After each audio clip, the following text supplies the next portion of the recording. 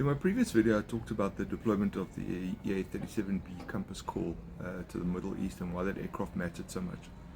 And today I want to kind of zoom out and just ask a bigger question. Where are we now with Iran?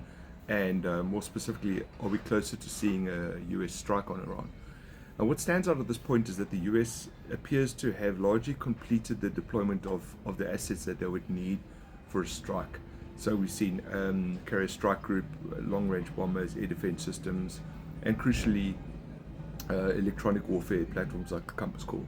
So these aren't symbolic deployments, they are enabling assets, and you ultimately don't move them into a theater unless you expect things to get contested fast. So the obvious question is, what is Washington demanding and how is Tehran responding? Now let's start with the US position, which under Donald Trump has been quite blunt. The demands have not been subtle and they're not incremental. The US is effectively insisting that Iran abandon any meaningful nuclear capability. So it's not just nuclear weapons, but enrichment itself. And this goes far beyond the old nuclear deal.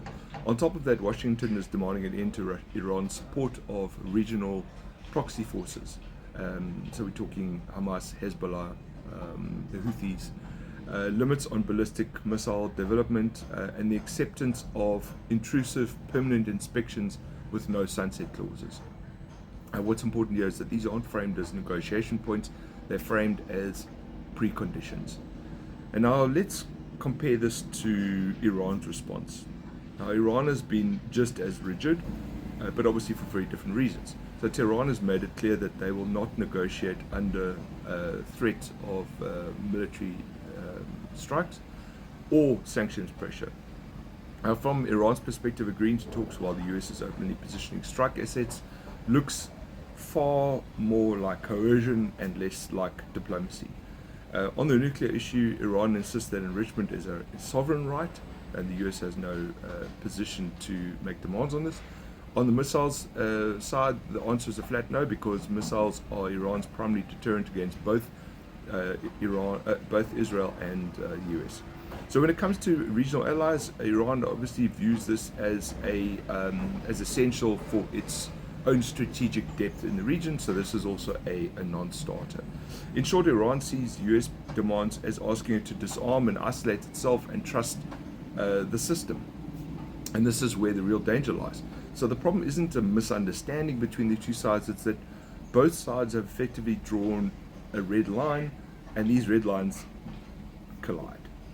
The US can't easily back down now because obviously they've amassed all these forces there. Trump has personally tied Iranian policy to credibility, strength, and deterrence. So walking away now looks like he was bluffing, which obviously in the long term damages the US's position and credibility when they want to do something similar. Iran, meanwhile, can't give in without risking regime legitimacy. Concessions under pressure don't buy safety, they just invite more pressure later. So from Tehran's perspective, survival depends on resistance, not compromise. And this is why the standoff feels a little bit different to previous crises, is that the military positions are already in place and the diplomatic positions are hardened. And crucially, neither side has an off-ramp that preserves any sort of credibility. And this obviously doesn't mean that war is inevitable, but it does mean that the risk of a limited strike is rising, not falling.